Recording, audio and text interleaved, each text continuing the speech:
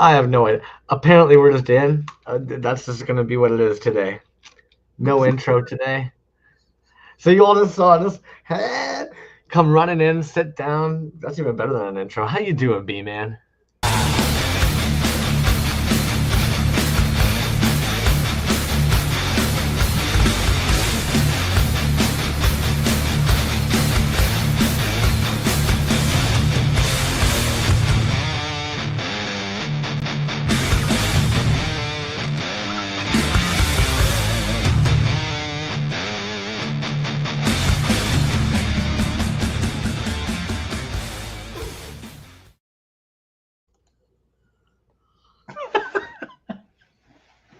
Jeez, man, can you tell that we're just like the least tech-savvy humans in the universe or Hey, something? a That's proper gonna be fun to look back and check real quick. proper intro, man. Yeah, Dude, no idea what just happened there. That's hilarious, my friend. man. Oh, Acidine Toys, Von Fake Name. Dude, I was chatting with Von Fake Name a little bit the other day about some creatures, some of those creatures he's been making. Oh man, so fucking sick, dude. Like the white feeling fire. and the pink and the glow, so sick. Fletcher Sandvik, what's up, my dude? Batmanana, what's up? FKD, what's up, Suki? The homies aren't going to be able to see how good looking our guest is sitting there off stage right now. Ooh, Sir Collectlaw, what's up, man? Stormacoast Station in the house. Brilliant Demon David Dunn, Hobo Toys. Ooh, Hobo Toys about to send us something very, very nice. Pikmin's Vinyls, what's up, man? Doc Hoare, Jazz Wizzy. I heard from a lot of people at AR saying that one of the highlights of AR was hanging out with the Jazz Wiz in person. I believe I it. agree with that. Slightly Adrift, what's up? Zimico, what's up? Bliss Receptor, Matthew Stackhouse, The Porpoise, Headcase Toys. Man, Headcase Toys was the inspiration for one of my posts the other day. I saw their table at AR and they had a carded piece there that I actually bought. Man, it feels like forever ago now. And thought I would do that. So, anyways, that was cool. That was very cool that they were out at AR Bootleg Toyco, DT O'Keefe, Bootleg Overdose. What's up, man? Yo Yo Dine Folklore. Man. Bootleg Overdose, I only seen him for a sec. Well, I think you were probably busy doing other stuff. I saw Grant got his first tattoo. He's a man now. Aw. I don't know if you saw that or not. I didn't yet. I'm gonna have to make sure I sneak over there, man. Fucking Carolina, the old cool cat. Linz, what's up, man? Yeah. The cool cat, dude. He's the tortoise piece that we looked at. That was super sick one, dude. He got a tattoo of that, which was his first tattoo. So that was super cool. He got that done at AR. The legend of the AR tattoo continues with Eddie dishing those out, man. I saw a few more that were very, very cool. I believe One Trick got another one. Oh, good. Which was super cool too. So You know, some agree with this, some disagree with this, and I think about this all the time. And obviously, it would be like one of the last ones. But in my opinion, man, face tats. And what's so stupid about it is I tell myself it's like, yeah, you know what? Maybe if I just like tatted half my face, people would understand. Like, yo, I'm not gonna talk to that dude. But at the same time, then you're like, no, then you have everybody staring at that dude because you have fucking face tats. I'd love to see Carolina's tattoo though. I didn't catch that there. yes, You know how I do, man. Whenever it seems like there's a guest that I hate leaving them in that back room, man. I know. What's your problem? What's your problem, dude? What are you up to? What are you doing? He's not even sitting down yet. See, he's not ready for us. We need to chat it up. What are you doing? What have you been up to? The people want to know what's been going on with Crumbs. What's up, Mr. Ordinary Toys? What's up, dude? About to mention you here pretty soon. Here, my guy. Von Fake, I'm with you. Yeah, man, you have a nice little face tatty right by the eyeball. Actually, that's another one. You know, I've thought about that one a couple times because it's just so quick, man. Doing the eyes, just fucking the whites of the eyes, boop boop, boop boop, just donezo. Hell yeah, man, that'd be another fun one. tattoo on there. Is that what you were saying? Yeah, fill the whites with a pigment. Yeah, just get the whites done with a pigment on each one. Yeah, yeah. Nothing crazy like lime green or hot pink. Just like black them out. Yeah, yeah. Catchy. I'd pass, but catchy. Yeah. Dolphin jumping over a Camaro on the small of his back. That's very You've mentioned cool. it at least twice now. The first time I thought you were kidding. I'm starting to think you might be serious. What? I think he might be serious that he actually has a little dolphin in his freaking. Well, I don't think anybody would be surprised at all, honestly. What you been up to, man? You've been busy. You've been working away. You've been what you been up to? I know it's frozen up there. Yeah. I have been, yeah. We're actually getting we're getting a snow and rain snap. So that's the first one that's going to suck overnight tonight. Everything's going to be absolutely frozen over. And I'm sure, just like every human being in the chat, I'm exhausted, man. The brain won't turn off ever, it seems, lately. Yeah. and yeah, just work, right? Constant work, man. You get it. Yeah. It is busy. It is cold. You are correct. Like I said, man, if it's cold here, I know it's got to be cold there. You guys getting rain? You getting snow? What's going on? That's what I mean. Yeah, we're about to get freezing rain after we just got hit with some snow. Ugh, disgusting. Right. That's what I'm thinking. Fuck that. Well, what's right around the corner for us, my man? Next week, can't remember. I know we got. You've got me wondering now. Yeah, I can't remember, man. You're a little jealous that you missed out on somebody required this year, man. Yes, highly, highly. Let's talk about that real quick. Yes, highly. But here's the thing, dude. In hindsight, with what I did to my fucking back last week on Wednesday, that would have been the Wednesday before I was supposed to leave. I legit think I probably would have had to back out, dude. There's no possible way I could sit in one spot for that long to get over there, dude. There's just no possible way. So I guess looking at it like that, I guess I'm glad I didn't lose any money like that. But what I heard was that Matt MJ Casale announced on the last day that there was going to be another assembly required in Philadelphia in August of this year. So who will be there for that? And if you think about it, you know, it is it's interesting because there's a lot of stuff going on between now and then as far as shows goes. You got 5 points, you got a whole bunch of other stuff.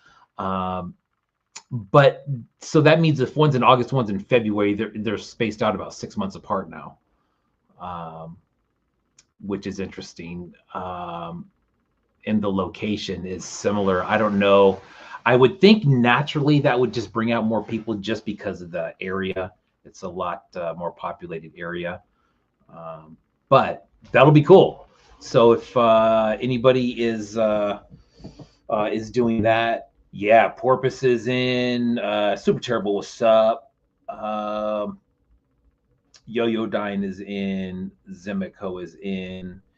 Head cases, and that would be cool, man. I think that would be something, definitely some expansion on the assembly required. Cool. How far is Philly from you, dude? That's up in your neck of the woods, kind of, sort of, maybe, yeah? I don't think so. I would honestly have to Google it to see, but I honestly don't. I don't think Philadelphia is. Well, what's neck of the woods, man? I'm a troglodyte. I don't know anything. What part of the United States? I'm just thinking, like, geographically. I think if you were to go directly south, I think you'd probably be. You tell me where you would be if you went directly south into the States. I think you'd be pretty close to Philly. Maybe you can walk across, man. I'll pick you up, dude. I'll pick you up, dude. You might be somewhat accurate. I see Philadelphia is kind of close to New Jersey, New York. So yeah, you might be kind of accurate, to be honest with you. It's from Toronto. It's a shot south, but I'm sure it's not crazy. It's more southeast. Southeast, okay. But it's a straight shot. Yeah. Nice. Okay. Well, I'm like a hermit or something, man. Traveling, it doesn't it doesn't compute. I suck at it. That's the best way I can put it. I kind of suck at it, man. and traveling. Yeah. Well, there's a lot involved there. Yeah. I don't know, man. My last attempt did not go hot. It backfired into so much anxiety. Yeah. I don't know, man. Like I said, I kind of suck at traveling. Well, to get back to your original question, man, yeah, bummer that missed it, but it looked like it was a great time. The venue looked a lot larger. I was just talking to somebody today, man. The ceiling looked a lot taller, which I think really kind of opened it up a lot.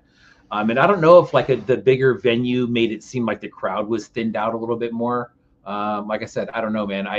You probably have to, who sold out. I know that. A lot of stuff was being sold. I saw that, so that's always good. But I heard it was a very nice venue, pretty cool with the hotel being right there hooked up to it too. But anyways, next time, my man. So August and then February, which means probably gonna skip decon this year. I think it's in the same spot, but with that being kind of sandwiched in between the two now, and that one being in like November, anyways, it just makes it a tough sell on that one. Anyways, sorry, man. I'm pulling up links and stuff like that. Yeah. Yeah, all good. So the old Pope.TOYS. The other thing that I was going to say real quick was I can't remember what was going on for next week, but then in a couple weeks we have Apocalyptico 4. Is it 4? Yeah, 4. That's going to be great. Really looking forward to that one. Should be stopping by old Hurt Toys house tomorrow. I haven't seen him in a minute.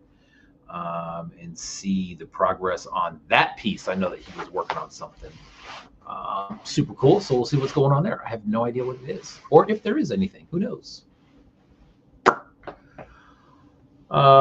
Anyways, POPE.TOYS. Man, what a beautiful dog, dude. Holy smokes. You ruined the whole surprise, homie. I'm sorry. You're all drugged out of it. You can't even. POPE.TOYS, what up? POPE.TOYS, what's up, man? You're on mute. Just a heads up. I didn't want you to get caught in that trap right there. Hello?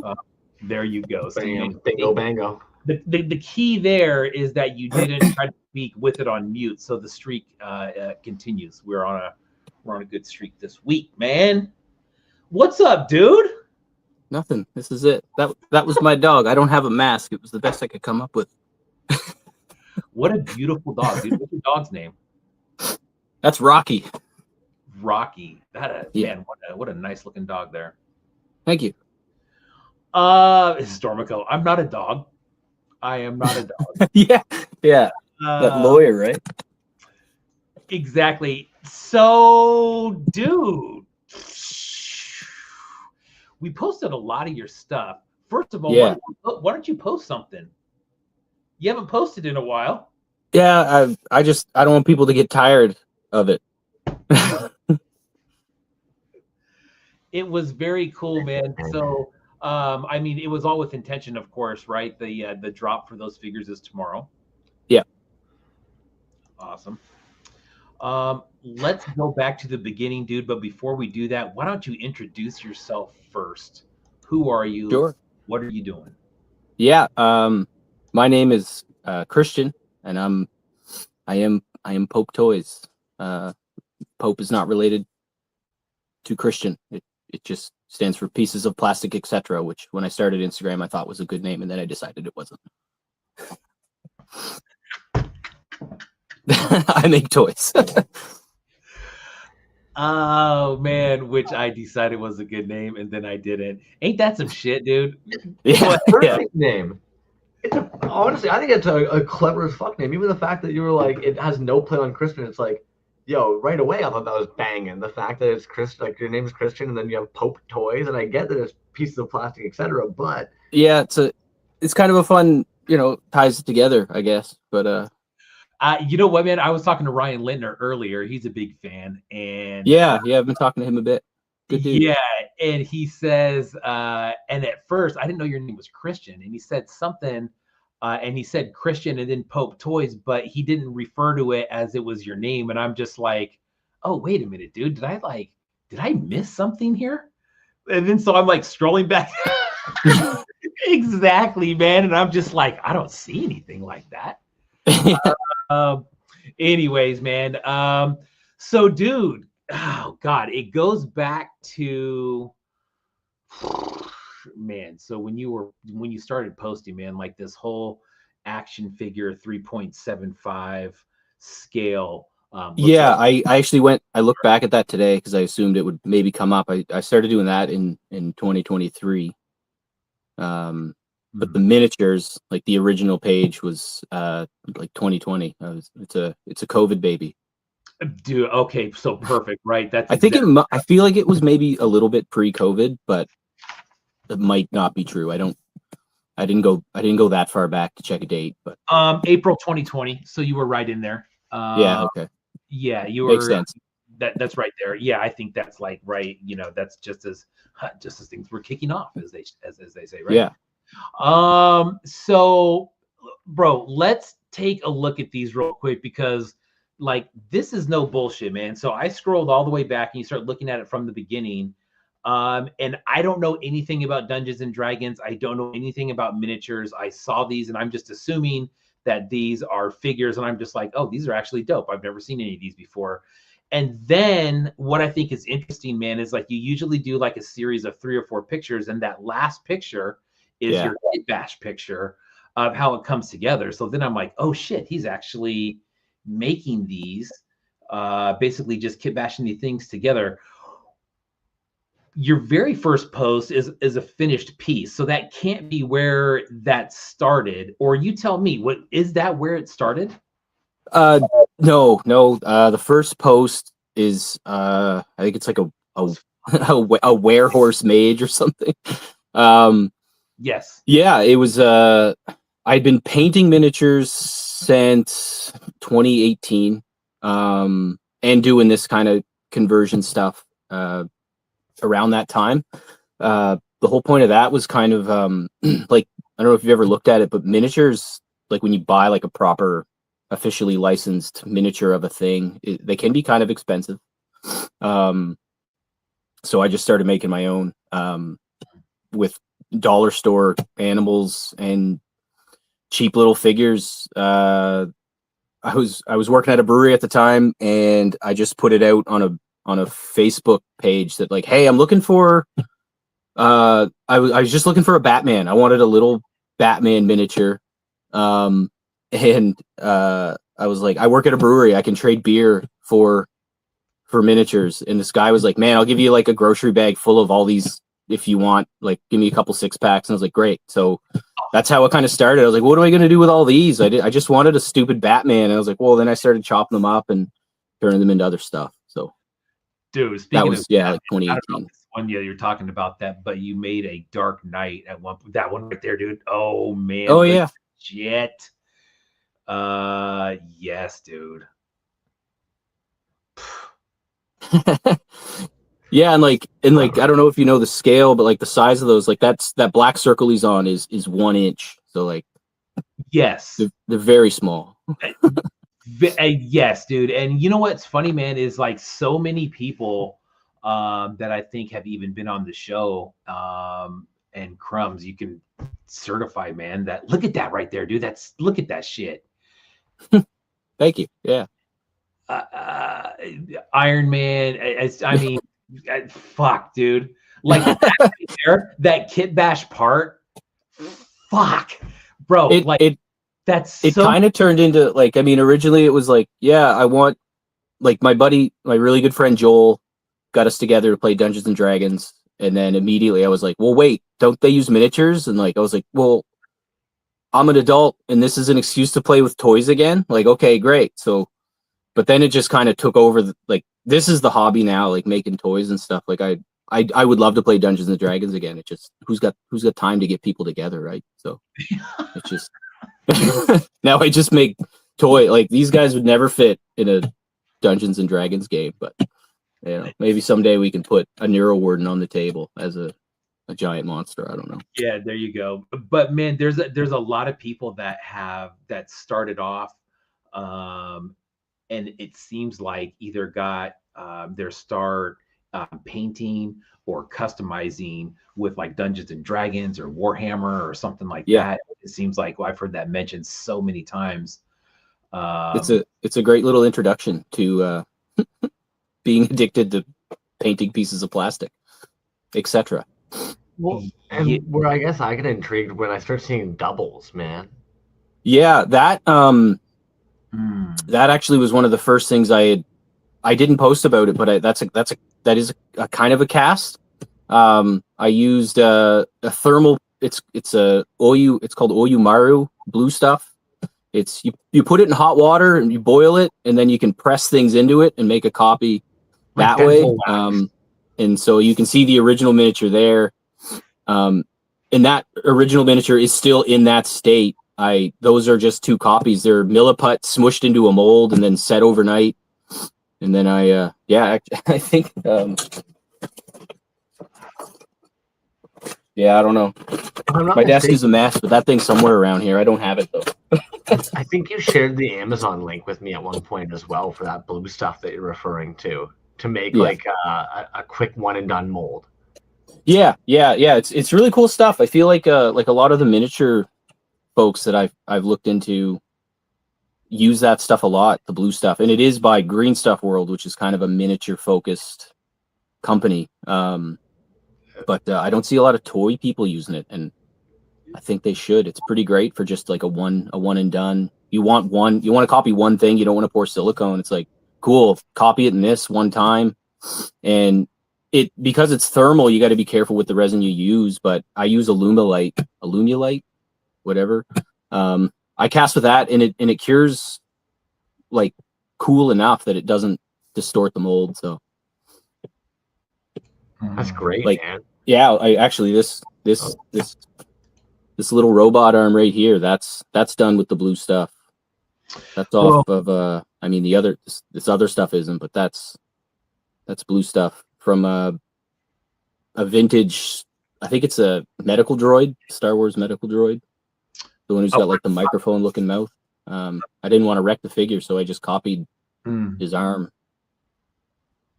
I haven't cast this in silicone yet, but that's the goal. That's actually smart, though. Even the fact that you mentioned that you didn't want to remove the arm, the fact that you can just kind of get a mold of it from being on the figure still. Yeah. And actually, that the James Earl Jones figure was that was done with that stuff as well. It's from a reaction figure, and I didn't want to wreck that Tulsa Dune figure, so I just copied it with blue stuff. I did kind of destroy his helmet a little bit, but it's all regluable. So the articulation that you have on there, man, is I saw you had done a post and you mentioned toy polloi and kind of tipped you off to the articulation with like the little Lego pieces on there. Yes.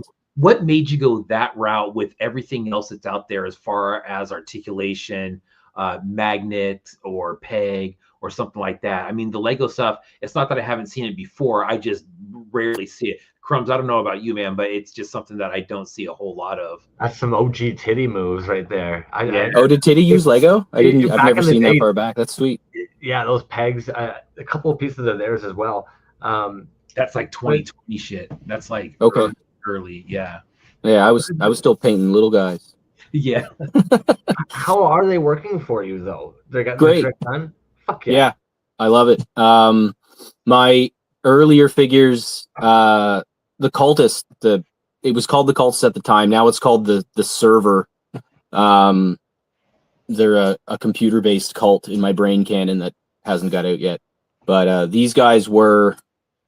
This was a Lego peg cast. No shit, that is just a Lego peg. This one. There it is. So that is, I stuck the, I used the Lego peg as my pour spout. I kind of super glued it onto some straws or something to get the resin in there. Right. But I just didn't like the way it turned out. It's sticky, and I had to be really careful with my drill bits. And I was like shaving resin off the sides of them the whole time I was making them.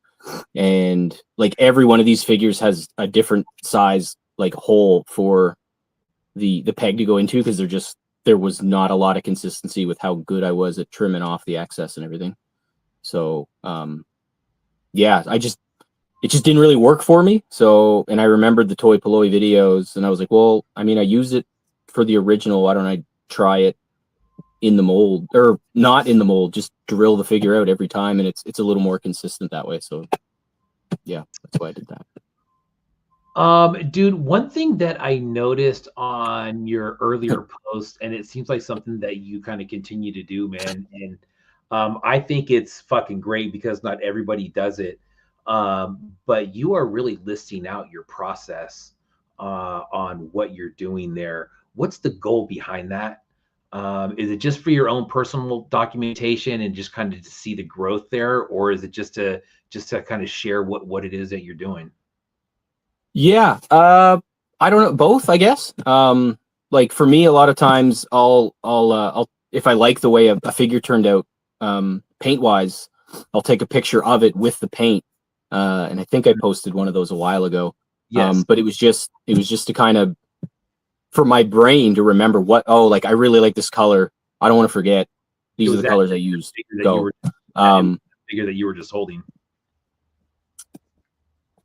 Yeah, I did. You're right. It's been a little while. I'm not even in that house anymore. That's old.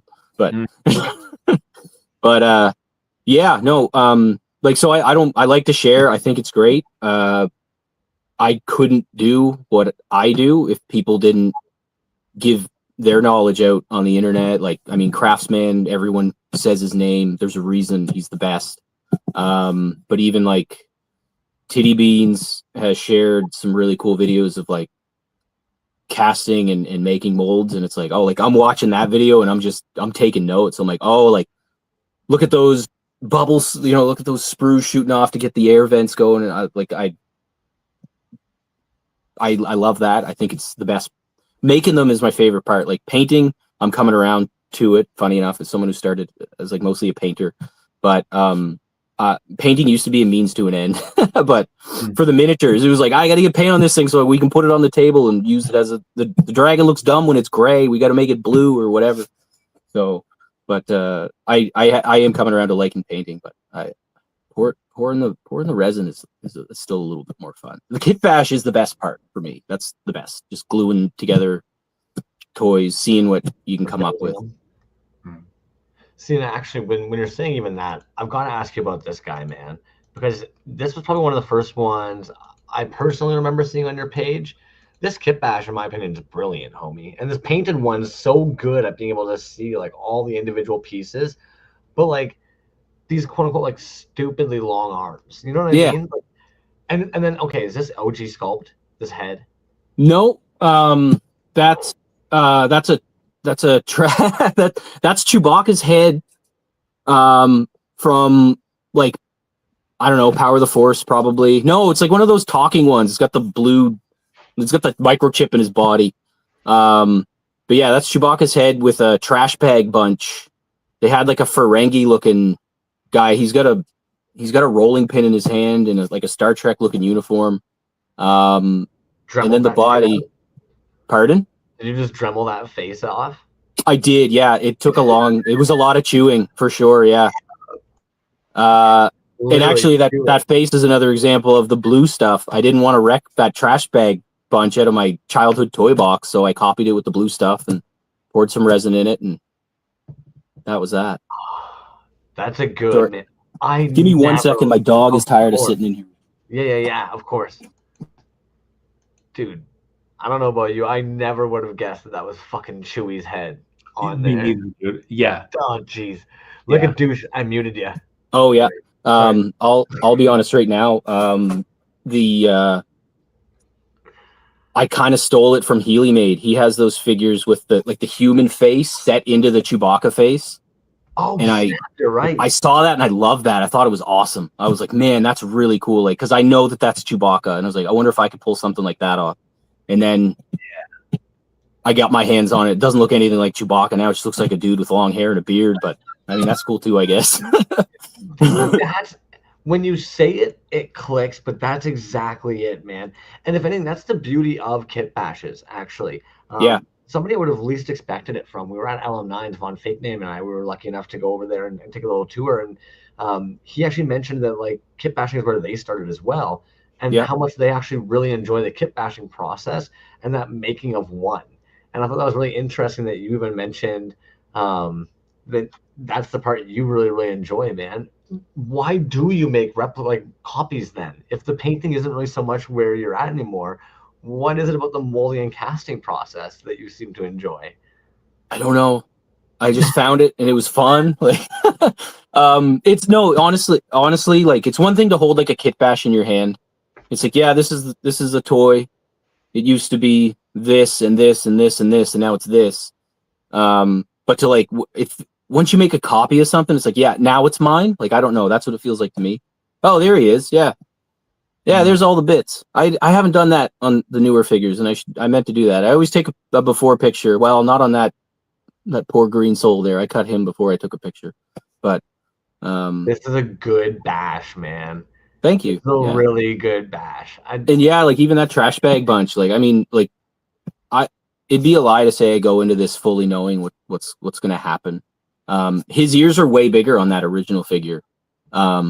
And when I molded them, they just didn't turn out. So I just kind of I rounded them off, and it's fine. I was gonna say, if anything, you made it your own, man. Like where those ears are very evidently ears here on yours, it actually ends up looking like full face to brow. Yeah, fucking beauty, man. Ah, damn it, dude. Really good paint on that too. That one's got. Yeah, thank you. And like there's not a lot of continuity going on right now, but like when I finished painting this one, it was kind of like this is the color. This is what they're gonna be now. Like this is what I kind of settled. I don't know if this is gonna focus or not, but oh yeah, that's dope. Yeah, that's good. I like these colors a lot. But the other thing I'm gonna try for the future is like I do like kind of leaning into the resin for a color, like a specific color. So I might try to do bodies and arms in one color and have that be like the cloth on the costume, and then paint the details, the shoulder pads, the wrist guards, the face, the hair. And then that way you still get unique figures where everyone's kind of a little different color wise. Like you can kind of play with it, but there's still a little consistency in the figures. But we'll see how that goes. You might have already kind of mentioned it. Oh, go ahead, B. No. Go ahead, man. Because I was going to ask about that Celestitron right there. But that's the best thing in this room. So ask away. Dude, what a dope figure, man! And the packaging, one, and that was an early piece for Ordinary Toys, man. And that was just, dude, that is an all timer right there for me, man. Yeah, I bought his last one. That was the last one. I have the identical one, dude. It's so sick. Yeah. That, like, I've seen it. Trust me, I saw it. See, I'm glad that you guys are actually talking about Ordinary Toys right now and that you're blowing them up, because I was actually thinking earlier this afternoon, one of the things I fucking love about this scene is seeing somebody like Ordinary Toys comment on your page about how everything's so clean. And like, I'm loving the fact that like that was something that really addressed me, because I'm like, we love Ordinary Toys. We think their work is really clean. We know how much work they put into their stuff. And I'm thinking to myself, like, I fucking love that about this community, man. Like, we look at that post for the giveaway, and the amount of the homies that I know are like, or we know are talented individuals. Javaho Creations commenting on there. That's the kind of shit that I'm just kind of like, yeah. The boy loves. Oh man, no, like, and that all the homies just fucking love seeing it. That giveaway post is too kind. It my face was beat red the whole time. You guys are all real nice people. Dude, on that Celestitron, doesn't the gun fit really nice on the arm like that too? Yes. It like clips on up high. God, it's such a cool dude. But that's what I'm saying, man. And the packaging on that thing was just like disgustingly good. Yeah. When I started doing this, I was like, no way. no packaging. I don't want to get into all that. I hate it. And then this showed up, and I was like, well, you got to do something. You can't do nothing. Like, look at that, man. He's got a whole friggin' story written into the back of his figure and everything. So sick, dude. The cape on that one too is just amazing. I love that shit. Yeah, and also to be clear, like, anyone don't expect when you get one of my figures in your hand to be like, yeah, this is as good as ordinary. No way. My mold lines are there. I got bubbles. I'm hiding as best I can. But, you know, like these guys, actually, this is a shitty old one. Newer one here, like, you know, not, there's a seam. Ordinary doesn't have seams. Pope Toys has seams. You know, So every now just and be then, aware. and this is something that I almost say, like, every, like, let's say 6 months, grab a commercial toy. We unfortunately spend so much time looking online at the homies, and there are some dudes that have been doing this for years, and they're meticulous.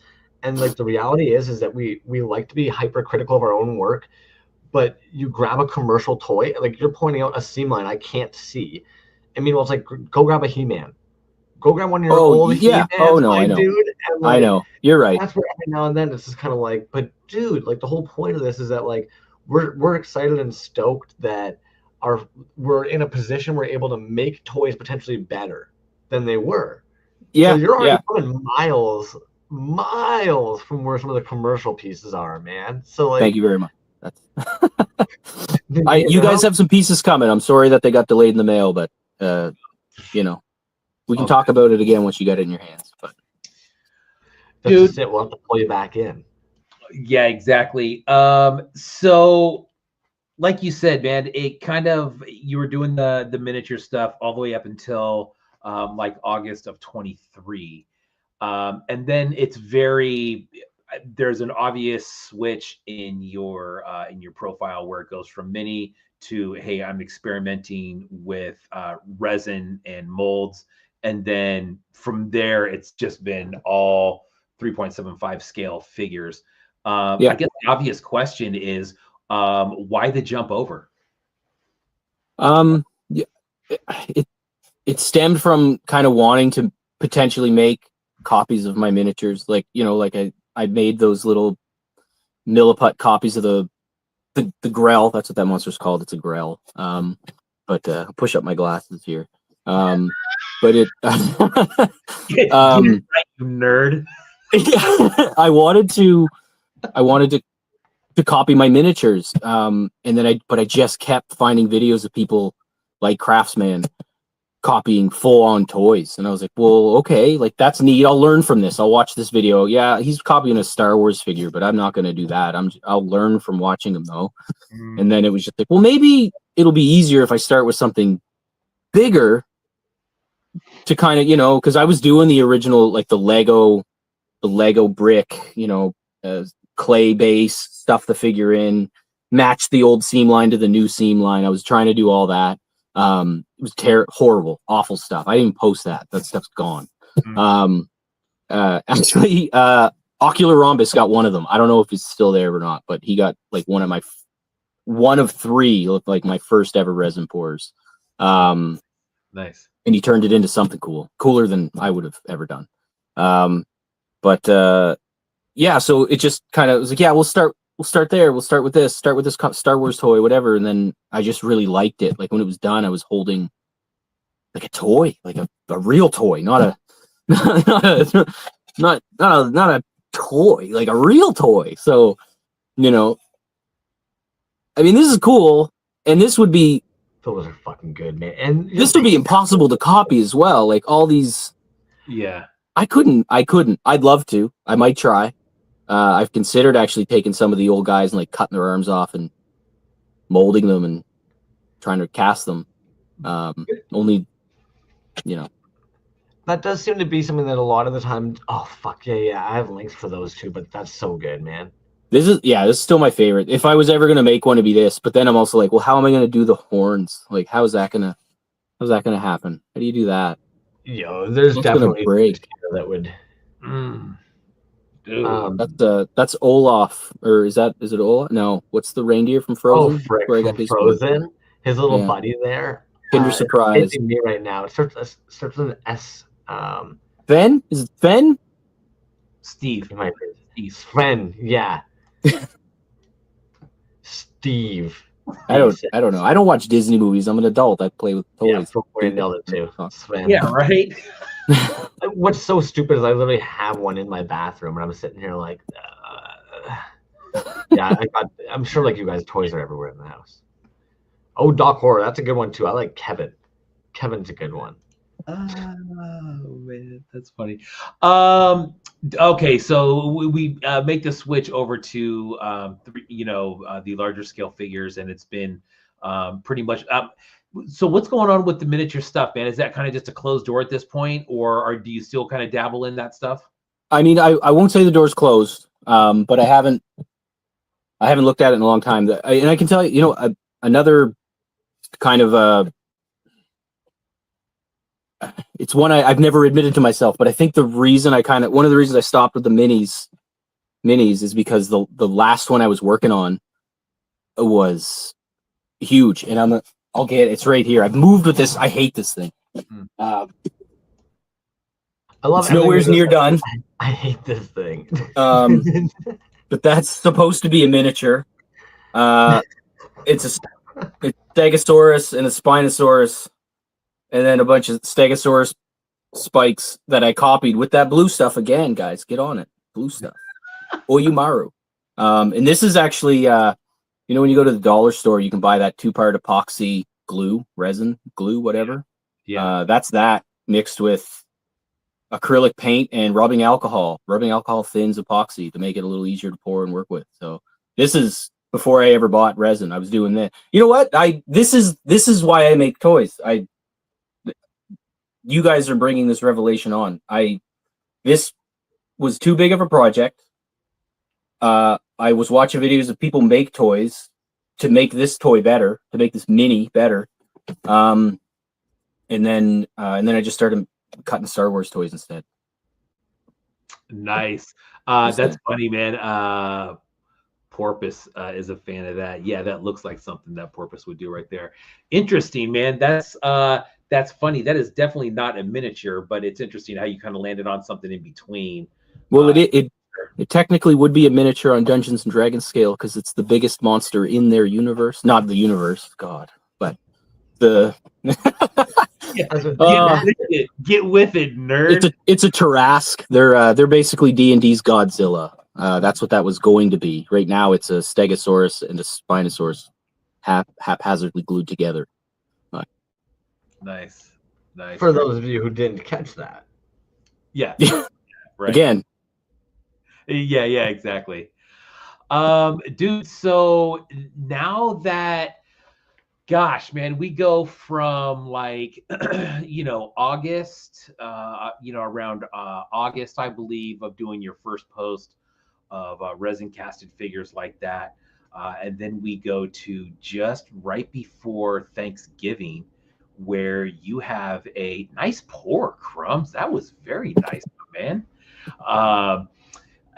Towards the end of November, so just a few months time there, dude, where you have like a finished product. I think it was November 24th when you had your first figure in there that was just a prototype with the packaging. So we're talking, that's 3 months, man, of going from, hey, I'm just going to try this out to a finished product. Yeah. During that 3 months of time, man, you're posting a lot, you're putting your process down a lot. What's that 3 months like? It looks like you're learning a whole, because what you're doing now, man, you have like a really nice, what I think is a really nice finished product right now. Thank you. And in that 3 months time, man, what's kind of going through your head as you're making these things? God, those Vaders are so. What months are we in for that? Sorry, that I can get that. It was like August to November of last year. Okay, yeah. I mean, when I started this, the toy thing, the 375 scale. So back in these early days, my wife and I were both home on like paternal leave, basically. We were living way up north in Nunavut for my wife's work. I was working too, but COVID kind of put an end to that anyways for a bit. But no, so we ended up coming back, waiting to have the baby. That's when I really started playing with this stuff. I just kind of had a basement with a very unfinished room. I could just do whatever I wanted in, and I just started making toys. And honestly, I credit a lot of that to that, like just having the time, like, getting ready for a baby is a fair amount of work, but nighttime, I had a lot of downtime. And then even after our son was born, I would just kind of, we'd get him settled in, put him to bed, and then I'd sneak down to the basement for a couple hours, just kind of play, just see what I could do, learn, watch videos, watch Toys Alive. I'm gonna sound very American here, but being in Nunavut, did you find that the cold temperatures ended up affecting any of your like art curing times? I wasn't doing this in Nunavut. When we went back to Nunavut, that just stopped. I brought a couple figures with me and kind of did some kit bashing. But I probably brought some minis to paint, but I don't even think I got to that. We were pretty busy with the baby when we did go back. How dare you? But hey, yeah, so for us dumb Americans, geographically, where are you talking about? Everybody in the comments is freaking out, saying way north. Yeah. What are we talking about? Like, do you know how when you go so far north, trees don't grow there? That's where. That's pretty far north. It was very far, yeah. No, it was really far. Like and like very isolated. It was a cool experience for sure. Like more skidoos than cars, like that kind of vibe. Like it was neat. Yeah, there you go. I'm sure this isn't every city or town in Nunavut. I'm sure they have actual places. Fuck? Yeah. But this is how far north he means. Yeah, like bro, that's a camp. That's not a you town. type in Nunavut, and that's what you get. Like snow, mountains. Yeah, no, it was it was a bit colder for sure. Wow. But it's a drier cold. The people say that, and it sounds like bullshit, but it's real. Then you dress better for it too. It's like when you're up there, you're like, yeah, man, you're going outside, put on your snow pants. Whereas here, it's like, oh, it's cold out. Yeah, throw a coat on. You're like, I'm really cold. Like, yeah, should have wore snow pants. That's I learned about snow pants. So you move out of there, and gosh, dude, so you have a newborn right now, pretty much too. You said that he's going to be 2 in April. Yeah, going to be 2. Okay, so wow, that's still really young. Yeah. Fuck, dude, you got a lot going on. The color. Dude, let me show you something real quick, man. So I was looking at like some of these titty bean figures, and we're just kind of shuffling some of them around, dude. But look at that color palette, dude. You know what I mean? You're telling me that's not Pope Toys right there with some of Oh, that, it's not though. No, that's I mean, thank you, but just alone. I mean, oh yeah, sure. Different. Yeah, recently I've been doing better with vibrant colors. When I first started, I was getting a lot of pastels. And it's because, and I wasn't intentionally doing that. People do like it, so I'm okay with that. But a big thing, like I'm not a big Easter guy, the Pope, all that. Like I don't know, something about pastels have just always kind of turned me off. But people like them, so I'll keep doing it. People want them. But that came from using alcohol ink, and the alcohol mixed with the resin, if you go too hard on it, it'll make your resin like crazy soft and like not brittle. I must have, yeah. So like, like this color, that I would love to have achieved this. Yeah. But I didn't. Like it did, but like it's junk. It just it's got nothing to it. And like and when it's like this and you try to drill that out for a Lego peg, it just crumbles. Right. Those ones hurt the heart too, because let's be real. If you've casted the whole figure like that, you're sitting there being like, you're waiting for it to cure. You open it up, you're all excited to look at it, and you're like, maybe I'll give it more time. Yeah. And you go to stand it up, and it just at the ankles, just right over. The feet are still touching the mat, but the face is on the floor now. I've done it. Yes. But to be honest, that is actually an issue. It's not even just with alcohol ones. Like that can happen even if you're using like powders too. If you just over pigment in general. Yeah. Does your resin cure clear or is it curing white? No, I use the opaque, Amazing Cast Illumulate White. So that might be also why you're getting the opaque, which I like it for that as well. But it is going to naturally like opaque everything because it cures that white. No, it does. But using the another the best hack I found was like just the mica powder on the mold itself. Craftsman did a video on that like a long time ago. He did those. I can't remember what he called them. They were the aguas, and he did a glitter one, and he sprinkled glitter in the mold, dumped out the excess that was just stuck to the walls of the silicone, and then he poured the resin in. And I do that with mica powder now. Well, I use a brush and I just dust it in. It's considered like a cold cast. Yeah, sure. Yeah, maybe. I don't know. If you say so, Crumbs. It binds in there. I think the first person I heard call it that was actually Neil Ewing to call it a cold cast. Okay. Trash Go Studios did them back in the day, but who else is it that actually? I thought for sure B would have actually jumped. Oh, DLL Customs. Same thing, and you're nailing it, man. Like it's a perfect way of actually just getting the exact color you want in the exact areas that you want. Yeah, and it fuses. It's chemically. And you can pour it like this one's green. Well, it's red on top and green on the bottom, but like you can pour whatever color you want in there. So that's red. Yeah, kinda. That color combo is so good. It's like an oxidized fucking copper, man. Yeah, I do, and that's the thing is the red flake and actually the green. They both have like the mica powder. Sometimes that you kind of have to look at them, know what you're gonna get. But I'll get it's got a lot of gold in it, which is nice. And some of them are silver, some of them are gold. So you kind of gotta keep an eye on that one that you just looked at, dude. That's the one that you released that one right around Christmas time. Is that a piece of a fir tree in the head? Yeah, that's that I made two of these. One of them went to my brother-in-law as a Christmas gift, and then the other one is beautiful. This. And you know, with these guys, it was always the goal to get something in that head. I always wanted that. Dude, that is so good, man. Thank you. Yeah, and this is actually you know, to be sentimental about it, this is our son's first Christmas tree, so we kind of shit. So it's kind of fun too. Wow.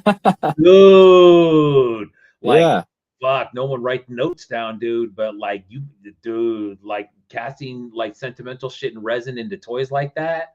Yeah. Ooh, that could be something new. Yeah, why not? I never did finish this guy. I painted the one I gave away, but because of the way I cast this up, the shoulder pads, this is the one thing when you got spouts, they're not going to take the resin. So I'd clean the spout off and then sand it a bit. But the one I posted, his shoulder pads were painted. So that's how I got away with kind of doing that.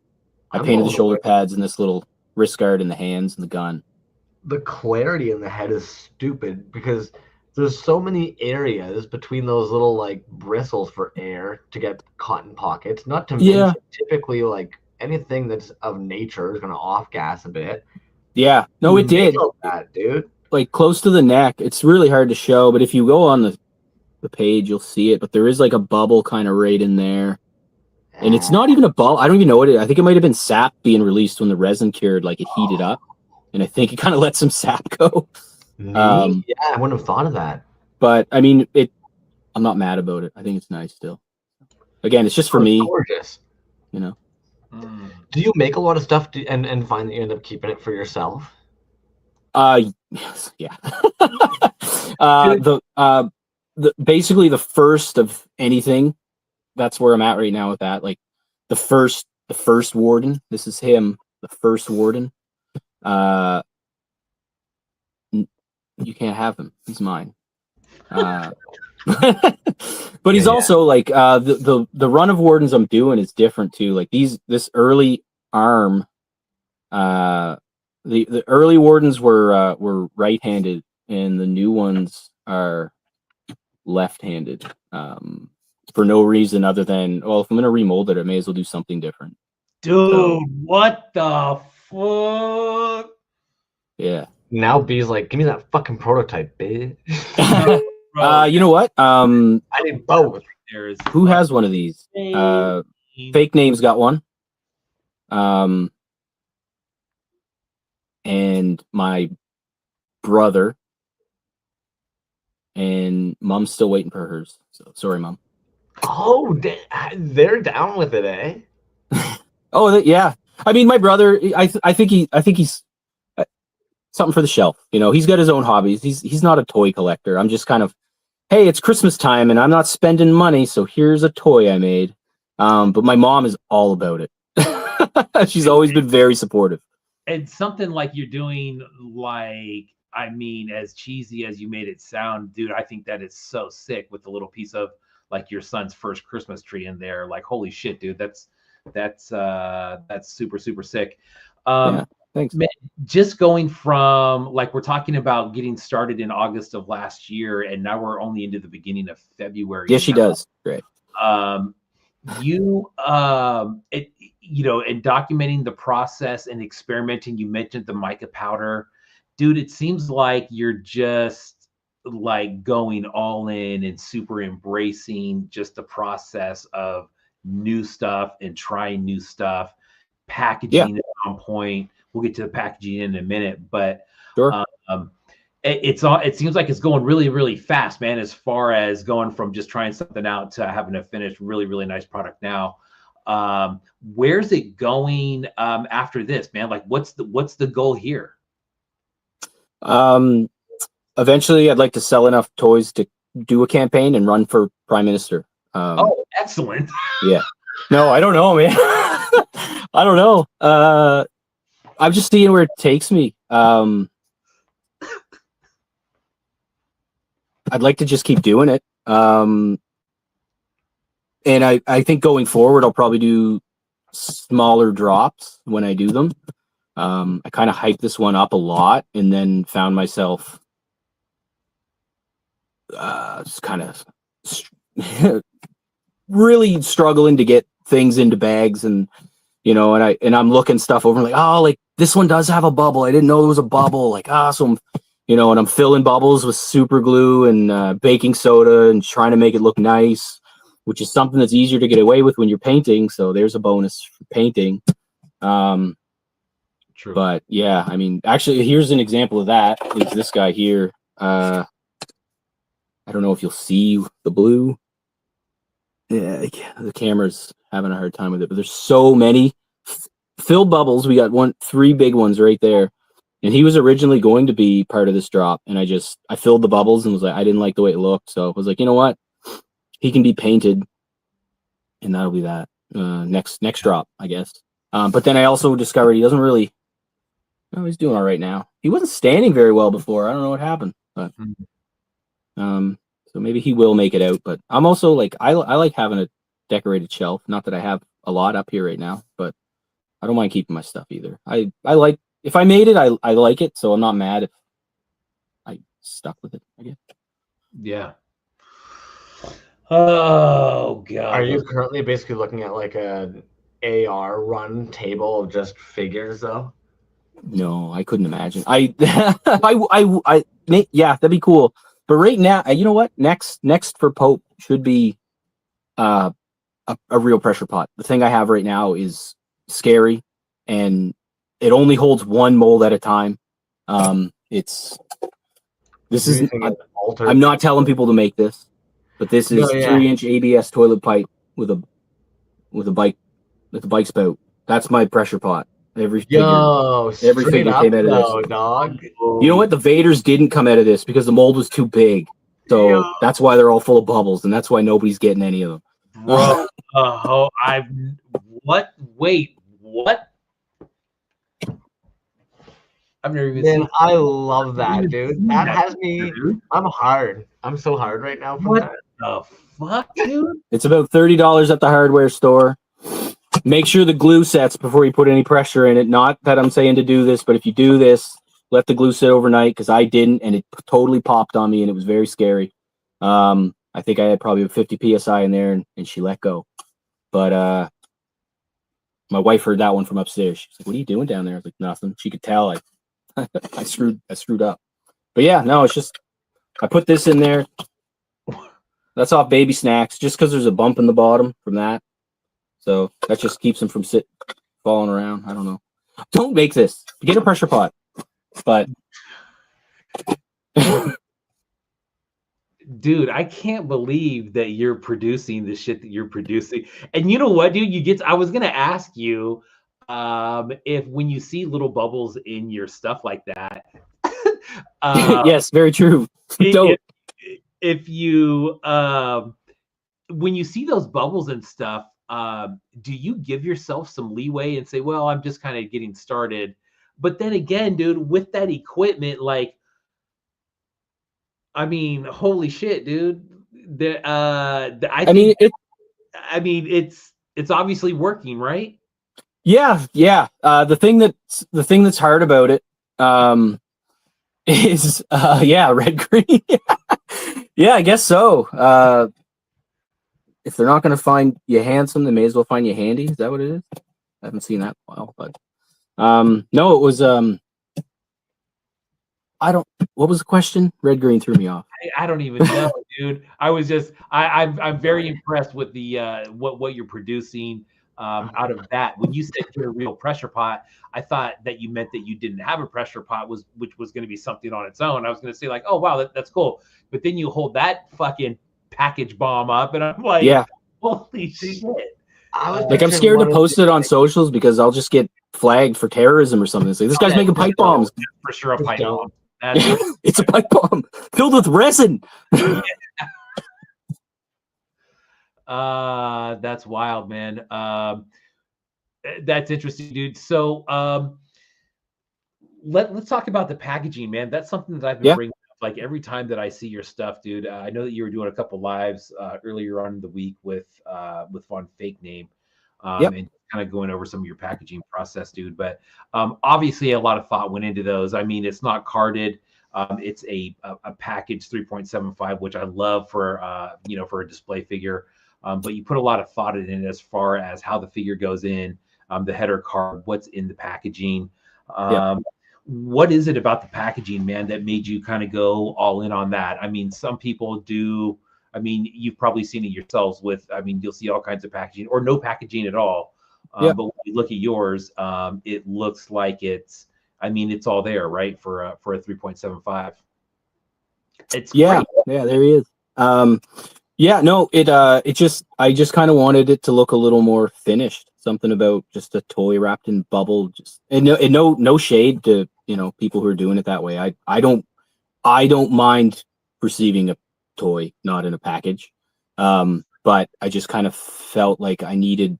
I mean, I guess it's kind of just trying to polish the figure a bit more, like battling my own imposter syndrome, like these toys aren't even good, like it's I'll put them in a bag, they'll be nicer. But like myself, I don't collect carded stuff, anything like that, and there has been times in the past where I've seen like kind of a cool toy that is carded, and I'm kind of like a little, I don't want to say turned off, but kind of like if it's not resealable, then I don't want to wreck the packaging. Like Ordinary's got it figured out. Like the way he does them is perfect. Like it's a nice big package. It's resealable.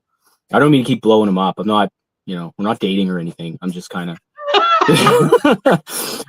but I also don't have a lot to go on. Like his is him and Von Fake Name are the only two like artist made pieces I have right now. So Oh wow. Oh God, was I gonna? Yeah, very nice, dude. Love that. yeah. And And I like, and didn't this show is it off the back too, because I didn't pull up the like the pegs that you got there, the peg stand. Man, yeah. I don't know how to. I'm not gonna mess with the camera. I've seen too many of these go wrong. But I got a pegboard of figures back here. Yeah, these are the Warden, the Graham. The colors are kind of random. Mostly it's all yellow and orange right now. That's just the colors that look best. So that's what I went with from what I had. Yeah. And yeah, just every figure comes with a base and a Pope sticker. Did you print and laminate your own headers? They're not laminated. They look They're so just nice and glossy. it's Fuck off. yeah, it's this printer friendly, you know, Did you plastic. show that already? And acetate. I was just brain dead somewhere on another. I don't think so. No, I haven't really focused a lot on the packaging. I've showed them in lives, but I've only even done a couple of those. But yeah, so this is just Damn it. cardstock from the Dollarama and acetate from, you know, wherever. That's very cool. So Here's something about packaging, man, and maybe you know, if people want to respond in the chat to this one too, Crumbs to even chime in on this one as well, man. When you put something in a package like that, is there any thought behind it that says this helps kind of legitimize this as a toy, so to speak, like a package toy? I mean, obviously there's a difference between, I mean, we all want to say that we love the piece. Yeah, we obviously do. But if you take your piece out of a package, right, and you have that versus a package piece, obviously there's a huge difference there. As a buyer, I think it also makes a difference when presented with the two options in front of you. I think that, and I just think that, I don't think it's the whole thing, but I think that's one thought that goes into it, is saying, hey, that's maybe a little bit more legit of a piece because I agree. you put packaging into it, right? Yeah, that was my thought. But also on that note, like, please open these. They're meant to be held. Isn't that funny, man? Because that's exactly what we're talking about, right? We're talking about it being a big thing, but it's a big thing for until you open it.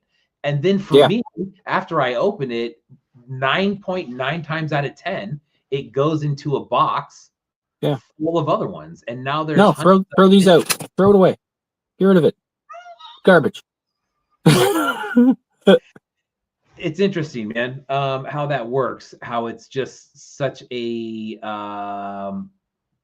I don't know what you'd call that, almost like a tool to kind of like what we were talking about, legitimize it just enough to be, you know, get you over that selling hump a little bit. 100%. It just kind of, it makes it, it just kind of completes it, you know, like, and even as a gift, I put them in packages. It was kind of the trial run. It's like Christmas time. I was like, yeah, here. Yeah. Does this look cool? Like, is it neat? Like, I was kind of bagging them up for that. But you know, I could just come over and be like, here you go. You want that? That's neat, I guess. Here. But like, I don't know. Here you go. Which one do you want? Ignore the colors. I don't know. Don't be biased that way. But which one do you want? I want this one. Looks cooler. Why the stand? I think it's fucking great, man. No, they don't fall over. Look at these tiny little feet. Yeah, no, 100%. Just you know what? That stemmed from who did I see? Rutro Toys, Dookie. He does stands. Good one. Very nice. Yeah. Yeah, he does stands. So I definitely stole from that. Nice. But I also, like, as someone who does, maybe it's part of the miniature thing. All my figures that I've made in the past had stands too. So why not? And this is a stand for a miniature. It's a 2-inch base for a monster for D&D.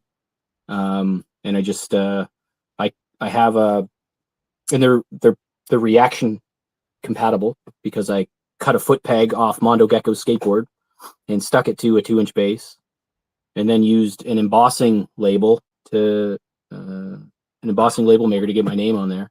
Dude. And actually, these are the old ones. This is round 1. The next ones were a little cleaner. And this is a dump mold, so like whatever's left in the pot goes in to these. So that's You get multiple colors.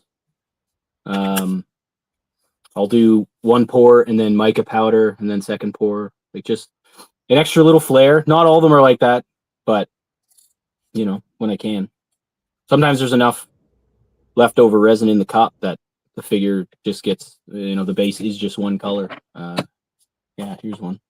Dude, the embossed Pope Toys is so cool, dude. I have some old school packaging from Vomiting Droids where That's where my brain went too. yeah, dude, exactly. Where he used an embossing label just like that and just slapped it over a Healy bag. It was so sick, dude. It was like the best for a bootleg toy. Abaddon 40 says her boyfriend uses cool-headed cards and displays them in a frame. Some are just cool to toss. Yeah, I agree. That's a cool idea. Yeah, we were talking about that recently with somebody on the show about making or maybe somebody DM me and was telling me about some header cards that they had framed and kind of made a collage out of them, and those are cool too. But dude, yeah, I did not realize you had that overlay, that clear overlay on there. Yeah. Isn't that funny, dude? And like me and Crumbs are like, holy shit, and you're like, yeah, just throw it away. It's no well, I mean, I don't know. It's like this all just stemmed from me being worried that like because I wanted to put a base in. I knew I wanted a base with them all. So yeah, this is the same stuff. It's just acetate. Yeah. But I didn't want the base, and I was specifically thinking for painted figures. I didn't want the base like rubbing on the toy and like knocking paint off or something. So like I had to put something in there. So that's where that came from.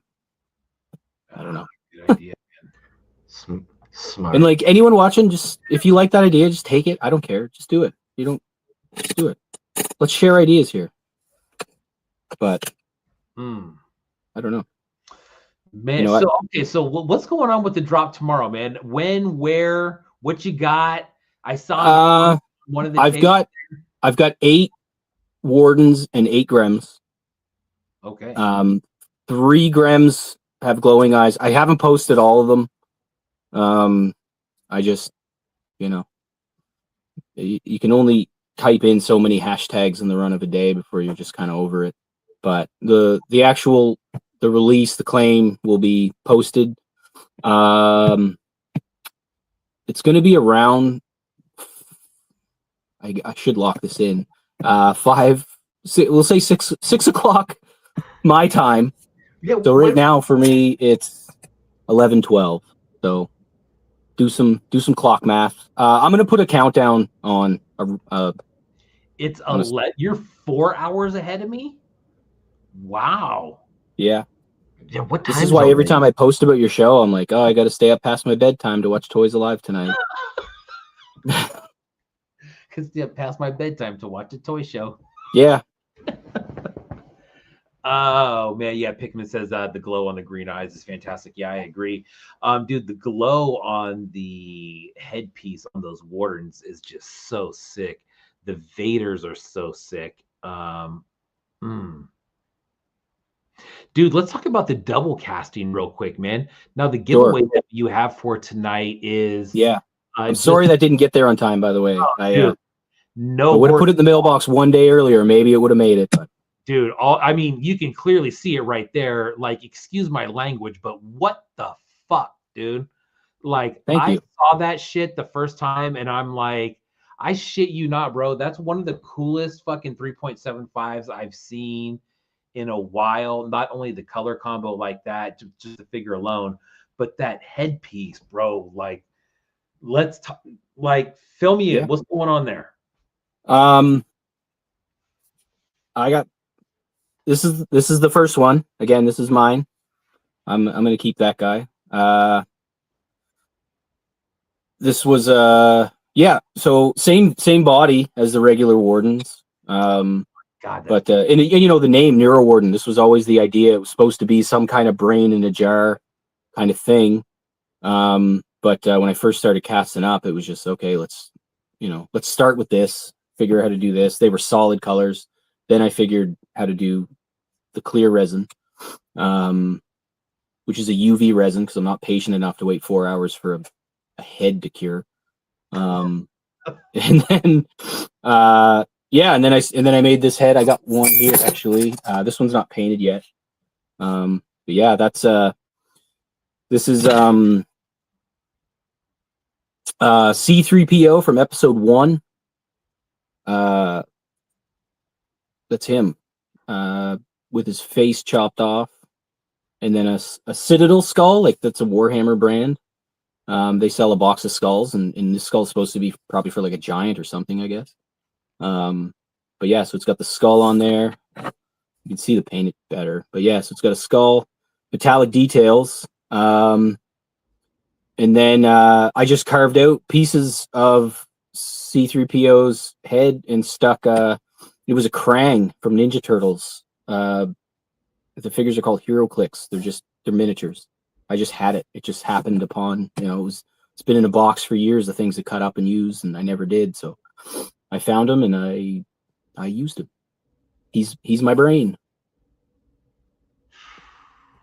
And I cast the brains in that same UV resin with glow powder. So I'll cast the pink or whatever it happens to be. Cast that, paint it, and then cast it again. And then before the final layer goes on, I'll do a different color glow resin underneath just to give it like a cool little underglow. And like for anyone looking to follow along, this is probably gonna be the coolest thing I ever made. This is it.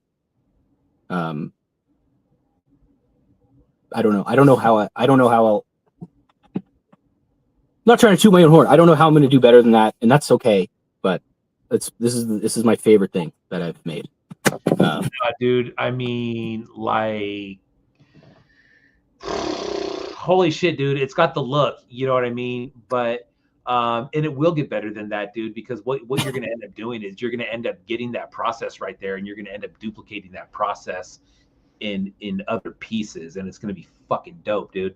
Yeah. Like, I mean, yeah, I'm sure you're familiar with some of the other people that are doing some really, really cool double cast work out there. Of course. Rainbow Yawn was the first one I saw doing it with the. Yeah, dude. I mean, check out Motley Miscreations, like Barbarian Rage. Like, there's Oh yeah, I've seen his stuff. Yeah, Scott Wilkowski. There's some people doing some super, super sick. Not saying that's what that is, but I'm just saying, like, with that kind of like double cast work, that look right there, dude, there's so much shit that you could do with that right there.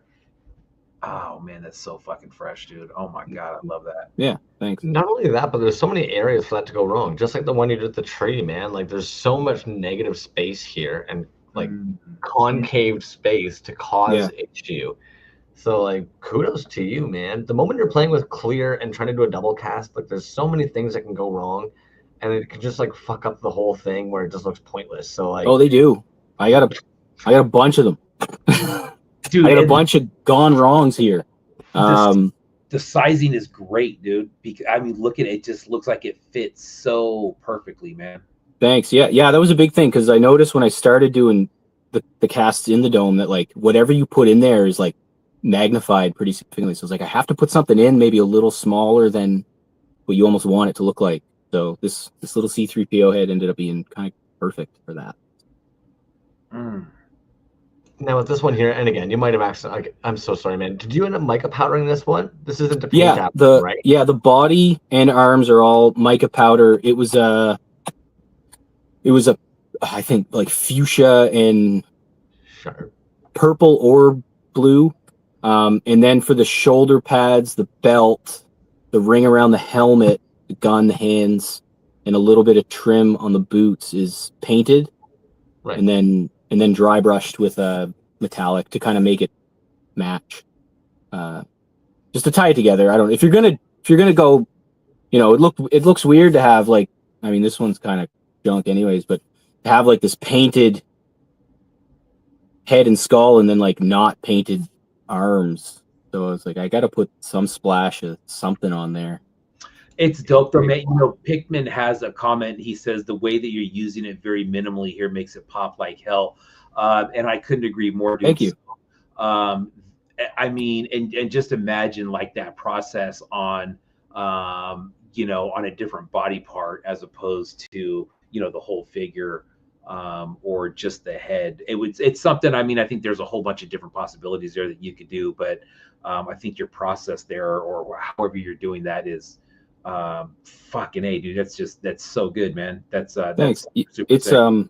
yeah, it's just I just take the head after it's painted and roll it in the UV resin first, and then fill the helmet with UV resin, drop it in, and I hold it while it cures. I use this same clip. This is what I use. There's got to be a better way, but this is what I'm doing right now.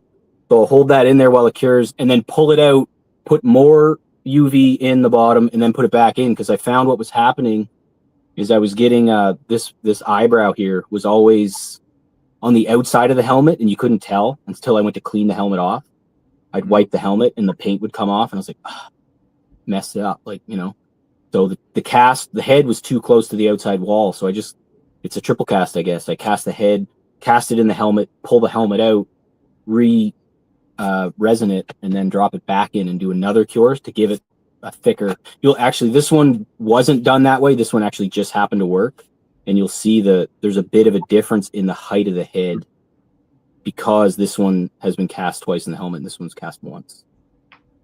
Admittedly, that Rainbow Yawn actually touched on that once too, where same thing when he was double cast his heads. Sometimes same issue. It's so hard to make sure that it sits just perfectly middle. Even jokes like a butt plug mold because the way it like sits and hollows out his head cast. Yeah, but it's still, they were mentioning that same issue. They got to try really hard to make sure that head doesn't move during casting because it'll fuck the whole thing. Yeah. No, for sure. And that's, I don't know, that's for these ones for now. Something neat about it is like everyone's going to be a little different. Sometimes their head's a little sideways, looking one way, the other. It's just kind of what it is. Toy people are masochists, man. You guys can try to deny it all you want. But you love it. No, I hate myself. That's not a secret. And so as far as the drop goes tomorrow, man, you're gonna post on what time that drop is going on. I'll do a countdown or something. Perfect. Yeah. Sweet. Countdowns are the best, man, because people can share the countdown post, but also it doesn't matter where you are in the globe. Most of us can math. Yeah, you're not going to get the time zone wrong if I just put a ticking clock on the screen, right? Dude, I did not even know there was something on North America that was 4 hours to the east of me. I didn't know that existed until today. So there we go. Mr. Ordinary cleaned and green body warden. So immediately, man. So what's next on the docket as far as those figures go? Are you looking to kind of revamp those with like a next level as far as something painted, or are you looking forward to getting onto the next character? Both. So like I've got the next guy coming down the pipe is probably, I don't know, he's not really done. It's this garbage robot. I don't know, stupid, but I like it. Yeah, so this guy, I still have, like I said, I still have to cast up his arms. This is still just the kit bashed arms. But this guy's coming up, and I would like to, like I said, the next drop, I think I'll give probably less notice for it, just to take some of the pressure off me. Instead of like worrying about it for a week, I can worry about it for like a couple days. And the figures will be done before I do it. You know what I mean? As opposed to like, yeah, I'm pretty close, I can probably do this, and then, you know, be like, oh, I've been hyping this up for 2 weeks and I've got 4 toys ready to go. So yeah, I want to do more painted stuff for sure, like the blank style. I was even kind of like considering this to be almost like a, you know, like the Kenner, like those Kenner prototype style figures they were releasing for a while. Yeah, I was kind of sorry. Oh, we're both just agreeing and reminiscing. Yeah, that was kind of what I started doing with these. But when I started doing this, the goal was always like, yeah, finished toys, fully painted, whatever. And I I'm loosening the reins a little bit on that. But like I said, if I can cast, a guy in mica powder and then just add shoulder pads and little wrist guards and belt details, that kind of stuff, but just to bring it up a bit. That'll be that's the next goal. Say like this guy, I want to keep this guy going for a while. And then I do want to revisit some older ones. Like it was actually, for one, the comments on that giveaway post. It was nice to hear people chatting up the Grems, because I love the Grems. They were the first, not even the first, but like they're the first. I put a lot of work into that original kit bash. Like that was a lot going into this. Is 2 bodies glued together. That's it, with a gun in different hands. Like this was an easier kit bash, harder to make because of the double cast now. But the Grems were, I mean, it was carving involved. There was putting a new face on a head. But yeah, so I'd like to keep the Grems going, keep the Wardens going. I do want to revisit these guys as well. The cultists, as people were, as I originally called them. But yeah, these guys. The ball is going to change because this wasn't actually cast at all. That ball and chain. That's a wooden bead with half beads glued onto it, and then I even like drilled little holes in the top of it as a detail. When you're making a toy, and this is the part that takes the longest, you're doing something wrong. So I was hand making these, and like these never went out. Like they didn't go to anyone other than like family, friends, or whatever. But again, like doing that's not sustainable. Like I can't, I'm going to make a figure. It's going to take me about, an hour to paint it, and hour and a half to make the ball. So that I got to redo that.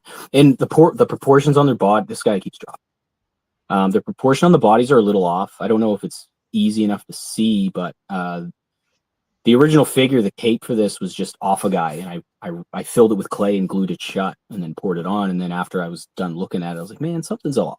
He's just a little short.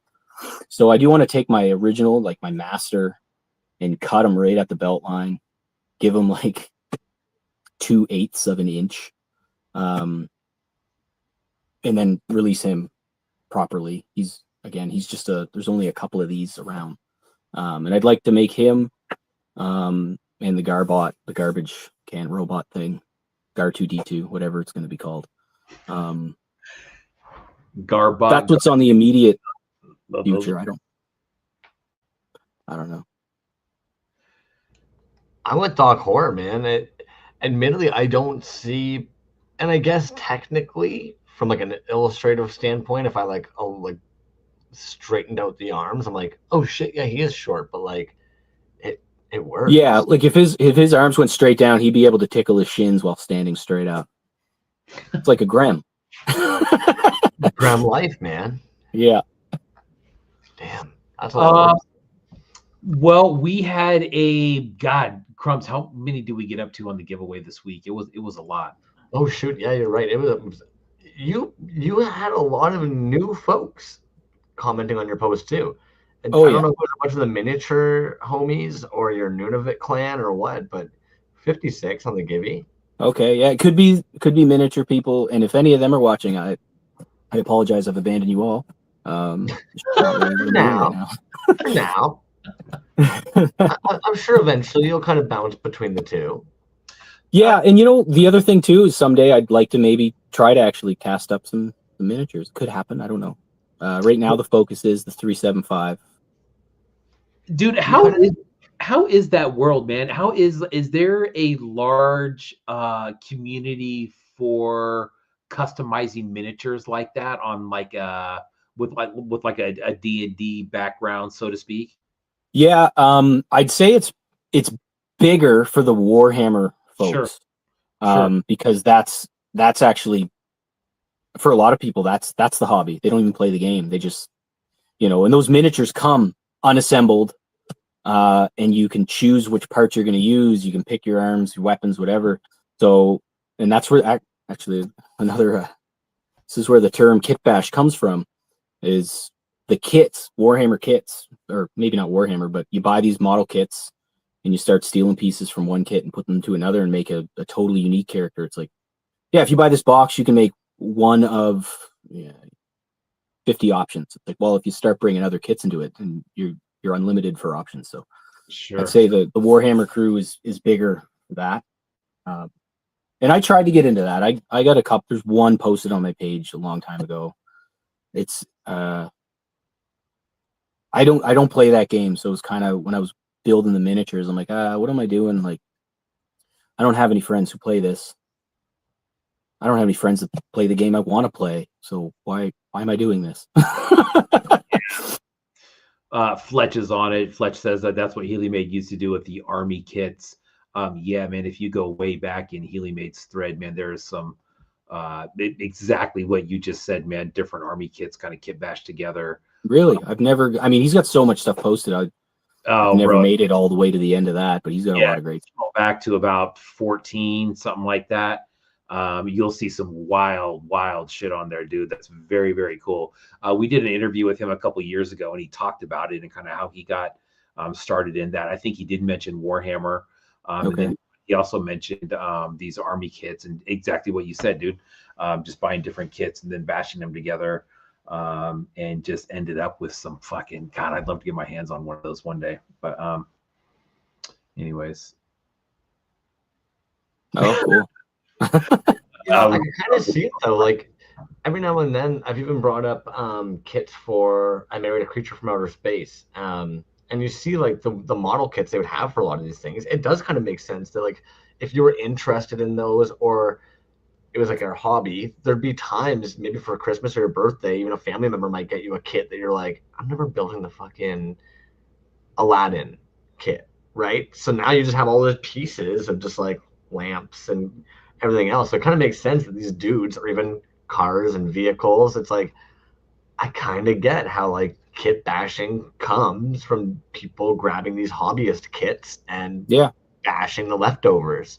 Yeah, and that's kind of the way it works sometimes too. It's like I've got all these kits, I've made all the models. It's like, well, do I have enough bits and pieces left over to throw something new together? And or even your bag of goodies. Right? Fucking love it, man. Yeah. Yo, we're coming up to an hour and a half that has just flown by. Wow. Do you dudes feel like doing the giveaway? Sure. Yeah, let's do it, man.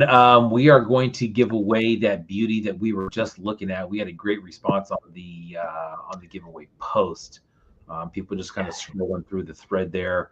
What I thought was really cool, man, was there was obviously some people on there who weren't familiar with your account yet that I'm sure gave you a follow or at least commented and got to see some of your stuff. So that was very cool. Oh man, my page, that's the other thing. Like my Instagram has blown up since you guys first started talking about, my stuff, whatever it was a few episodes ago. So thank you for that. That's not that it's about clout, but if I want to sell toys, I need people to see them. So that's cool. Dude, and it's well deserved, man. I mean, anybody who's making shit like that and giving it away, like holy shit, man, that's obvious. Oh no, not at all. I'm happy to do it. That's super, super sick. And Crumbs, how many did we get up to, man? You said 50, what, 57? Yeah, 57, right up on the last. Just caught Toysaholics is one of the last ones that was there. That's a lot, man. 57 is a lot. That might be one of the most ones we've had, to be honest. But agreed. Wow. Awesome. Watch breath. What's going on, man? 1 through 57. Thank you, everybody who responded on the post. We're going to spin this and give this away. Let me get to the post right quick. All right. Ready when you are, good sir. Holy crap. 125 on that. Number 41. Who's number 41? Massive Mini Horse. Massive Mini Horse. Yeah. Sounds like one of those miniature folks. Dude, Massive Mini Horse. Dude, we were just talking about Massive Mini Horse with Gray Skull Toys last week, correct? Because they've done some work together. But yeah, Massive Mini Horse, man, check him out. He's another really cool resin artist. Was in some shows recently. Robot Resurrection comes to mind from last year. Oh wow. there was some cool shit. But yeah, massive mini horse, dude. Congratulations, man. That is what a solid win, my bro. That is a sick one. Yeah, Awesome. their answer too was Grem figures rad. The unpainted resin figures remind me of a wax crayon look, like you can draw with them. I read that, yeah. Bam. Nice. Massive mini horse, man. I don't believe he has won before. If he has, it's was a long time ago. So, dude, hit me up with your address, please, on the Toys Live account or on my personal account. That would be great. But man, what a giveaway! Thank you again for that giveaway, dude. That is, dude, like you got a lot of dope shit, but that's probably the dopest shit that I've seen on your thread. And you're up here giving it away, man. That's crazy. That's super, super cool. I don't even think we clicked through to the fact that it actually glows like a mother effort too. Ooh. Yeah, good bundle. You know what I mean? We didn't even talk about the dump mold TV with the floppy disk player that you're throwing in there, the stand, the stickers. That's what I mean, man. I mean, just, you know, that is a complete package when you're buying something like that, either online or at a show, and it's hanging up on a rack like that, dude. That's a solid buy right there for sure. Yeah, no, hopefully folks dig them. I think they will, man. Super. Yo, before we kick you on out of here with the evening, is there anything else you want to try and plug, show off, talk to us about? No, just shout out my mom, my dad, and my very supportive wife, Erin. Now I'm just waiting for the crumbs boot. Phone. He was on point, man. He had it down. He had it down, man. What a gem, man. We've said this before, those nights where the chat just flows like that. Hour and a half, dude. Hour and a half. You know what I mean? God, dude, what just exciting, dude. You know what I mean? And we've talked about it before, but to see things just to kind of keep going on, man, and artists like this keep popping up, and it's like one after another, right? And you and I were talking before about kind of the vibes that we get from his stuff, man. Yeah, there's some Titty Bean palette in there. There's some Wendigo in there. You know what I mean? There's just some God, dude, it's just, you know, I almost feel like it's a little bit disrespectful when we see the other ones and we say, oh man, it's so simple, it's so good, because it's not simple. It's anything but simple. But I think the overall look, when you go, oh, well, it's, you know, two different color body, but it's not just that, man. It's the combo, and then with the head and the glow. There's a lot happening here, man. They're sick figures. Yeah, a lot happening, dude. And just like going way back to and the fucking pressure pot. Bro, what pressure gun. Dude, that blew me away. I'm like, what? I've never even, okay. I guess I would probably know about those if I was an artist who was making stuff and I've researched like an economical way to make a pressure pot, but I've never even seen anything like that before, dude. That's nuts. There was a period of time I remember thinking to myself, like, well, you know, you could probably use a pressure pot to remove, or a bicycle pump to remove the pressure in a small container, but not to the point of then being like, well, what could withstand that pressure and how do I seal it? And then doing it. Well, and it kind of puts everything into perspective, right? When you're seeing this finished product and the time he's putting into it, and then the pressure pot, the size, and then you realize, well, how much can you really put in there? You know what I mean? And then it's just like, that is not a quick process on making those. But I think the end result is really cool, dude. And that's just the beginning. I mean, he's obviously determined, like we talk about, to you know, experiment and kind of expand the line, if you will. So if that's the beginning, I mean, shit. I mean, the Lego peg articulation, dude. Don't see that very much. It's interesting. No, we really don't see that too often, man. And admittedly, I would think a portion of it might be drilling out the holes. You might not necessarily get like that tension, but at the same time, like I've often sat there wondering, beyond putting a glylus peg in the mold, like I don't really necessarily understand how General Porpoise gets that either in the negatives, like the negative Yeah, space. right. And you know what's crazy too, man? He said that he actually casted that peg, right? And then Yeah, and it's so That's like true. all of that first round of figures, they all came out different sizes as far as like the armholes and stuff go. But I mean, look at that, dude. It's just fucking. Not to mention the head's UV curing resin. To then be using the like 525, basically like the white cure. Yeah. Watch one of these nerds gonna be like, "Crumbs, it's not 525. You got it wrong, man. It's the 510." Yeah. Yeah, dork.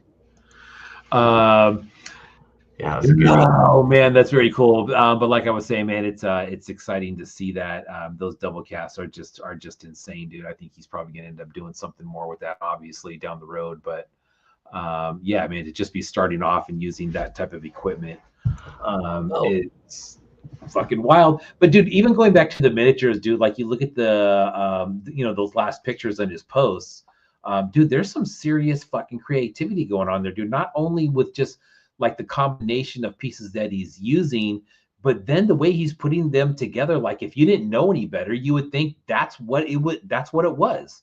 Like a company made that, you know what I mean? I think you caught it first. I think we stumbled on this page. We looked at it a couple of times. We'd seen the TVs.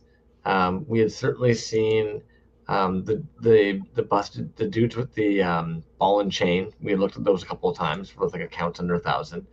But I think it was you that pointed out that like these weren't miniatures they were painting, that they were actually kit bashes. Oh, Yeah. stupid, man. Yeah, nobody ever casted a Glyos peg. Let's be real. Yeah, okay. I'm not saying it hasn't been done before, but I don't see very many people doing it at all. I think sarcasm. I think that was the sarcasm. And Yeah, Vaughn fake saying he's got no space for a pot in the compressor yet, and the cost. Totally get that, man. If anything, I'm not laughing at the pressure pot because I think it's like jokes in the way of like looking down on it.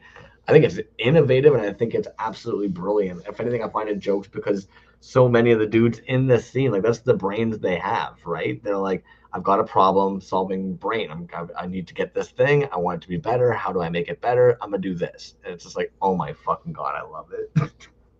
That's where I was at. I was like, fuck, the ingenuity behind that is absolutely brilliant. That's jokes. yeah, dude. Keith, that's a great comment right there, dude. Undeniable next level kit bash skills. I agree, man. O'Keefe and I have a lot of the same taste as far as figures goes. That's we were also talking about Ryan Lintner, and just kind of collecting 3.75s and why these are so appealing to us. Dark horror scientist. It's a nice looking project for sure. So I agree, man. yeah. Anyways, I don't know what you can say, but I guess I'll watch out for the drop tomorrow. He's gonna post what time that's coming out. But yeah, gonna be a countdown one instead of you know what one we didn't end up talking much about? That fucking James Earl Vader Jones. Dope. Where did he say the face came from? It was one of the Super 7 lines. Yeah. Where'd you get that face from again? Tulsa Doom. Tulsa Doom.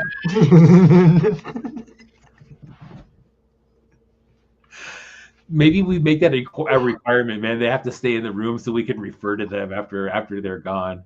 But yeah, I mean, dope, dude. I mean, even the color combos on the ones that we just saw, there's just something about that palette that I really like, and them together is.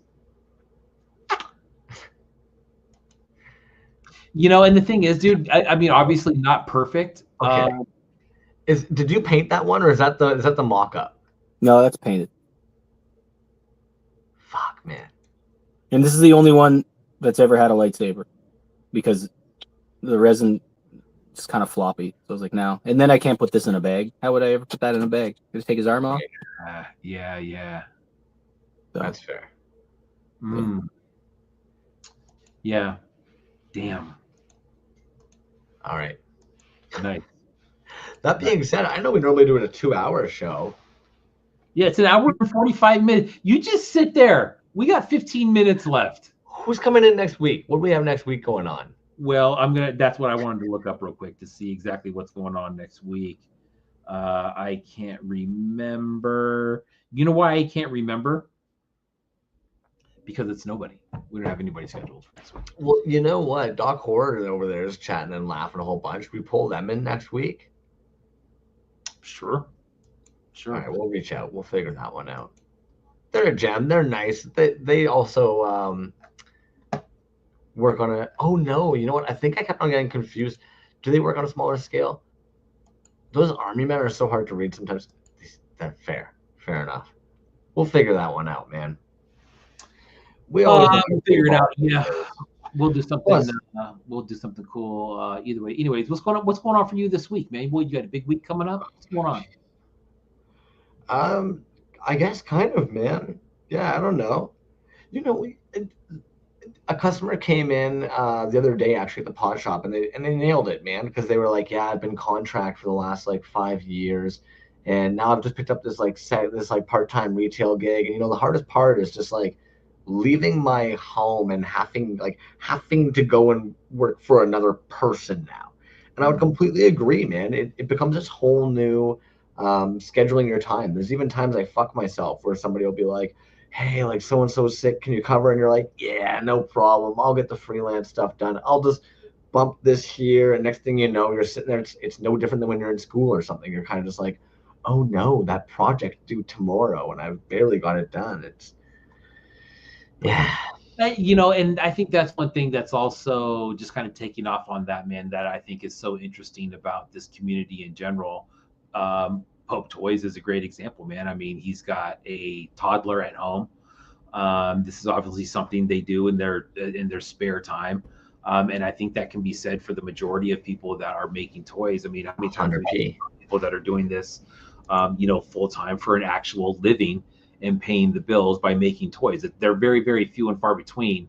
And it all comes down to time, right? Like there's a lot of other stuff involved of course, but time is always a factor. Then we get into like, holy trinity, man.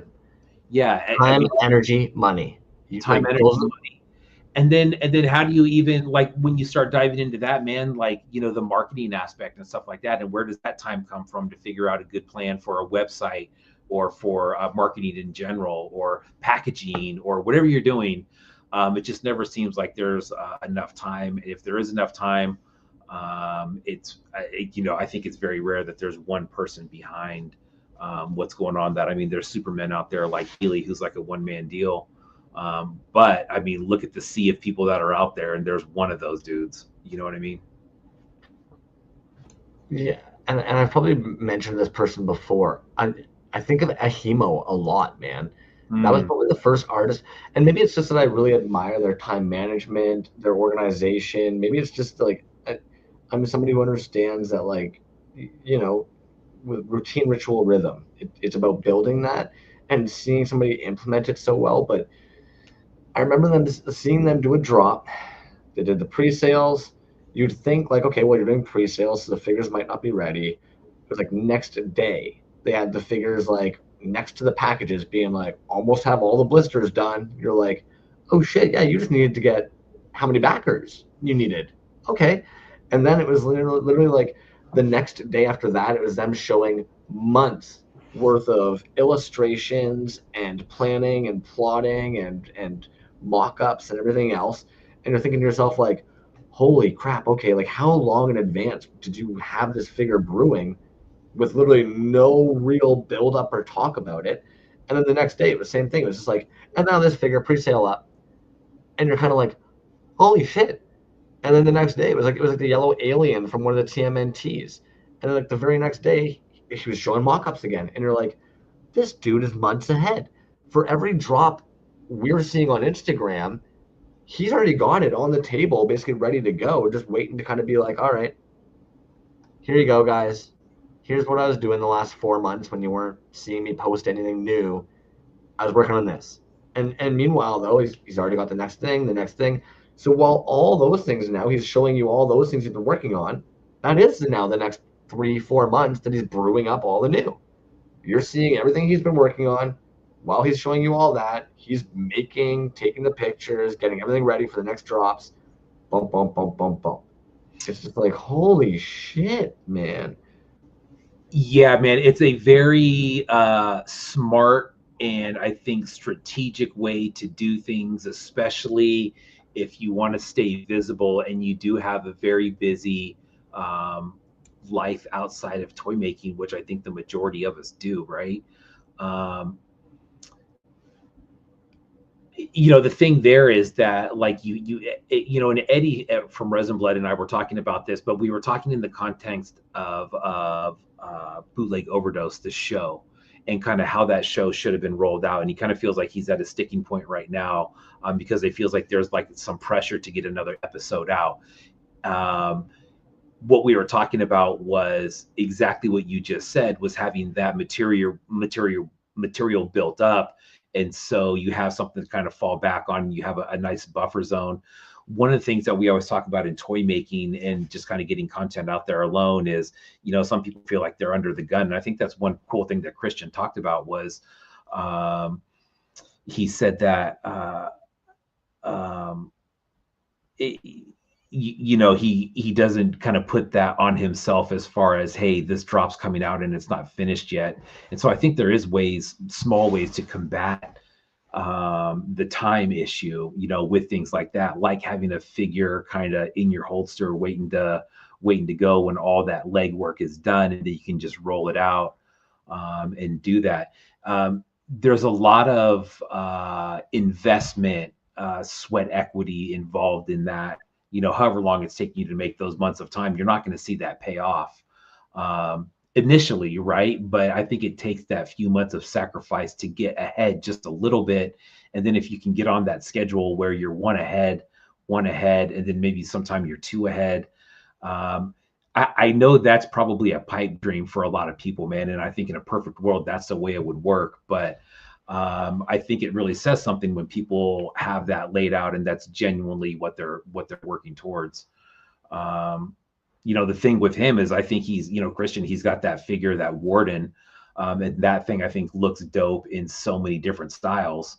And that's what's really cool when you have a figure that is really banging like that is, you can make it in, painted, whatever, glow, blank, you can do whatever with it and it's still going to look good. And you can kind of work those into the rotation and use those as next releases without putting too much thought into it. But, same figure, different flavor, seems like a way to go with a banging ass figure, right? Run with it for a bit. Yeah. All right. Have I appeased you? We're 7 minutes early. I guess we'll end class 7 minutes early. For Christ's sakes. It's been the highlight of the week, man. It's been a slow week. All right. And you're kicking me out. Fine. You know what it is? It's because, and typically when we have a guest, especially like this one here, I normally don't have tabs. I didn't get a whole bunch of drop tabs and small accounts prepped up. That's so normally we would kill this like 15 minutes typically being like, hey, let me try and squeeze in some tabs. And if anything, we'd be like 10 minutes over as I'm like, I'm sorry, man. I try not to babble on about all these beautiful toys out there, but. So you're saying to get under the 2 hours, we need to just cut out the tabs. Is that what you're saying, or? No, the tabs are great though. You know what I actually love, man? I love in the middle of the week when somebody starts following you, you head over to their page, you see that they make some dope fucking art, and then you look up and you see that for some reason they've got like 500 followers, and you're like, but that doesn't make sense. And like, of course, it's just none of it makes sense, dude. It really doesn't. You know, why is it? Do we have suggestions that pop up on our toy page where it says like, "Hey, 200 people that you follow also follow this account." And it's like, well, who's this? I've never heard of this person before. You know. I've just started blocking things I just don't want to see again. That's all. Maybe I'm ruthless, but if my Instagram pulls something up that I'm just kind of like, the fuck, this isn't something that's like in my actual interests. I just remove it. Yeah. Well, next week will be something. I'm not sure what we'll do next week, but it will be something. Thanks again to Pope Toys for coming on and supplying that giveaway. Congratulations to Massive Mini. What a gem. Yeah, what a freaking spectacular freaking win on that one. Keep an eye out for Pope Toys drop tomorrow. And remember the time zone. That is the Far East if you're on the continental North America. All right. I'm going to Google that. All right. Night, dudes. All right, buddy. See you next week.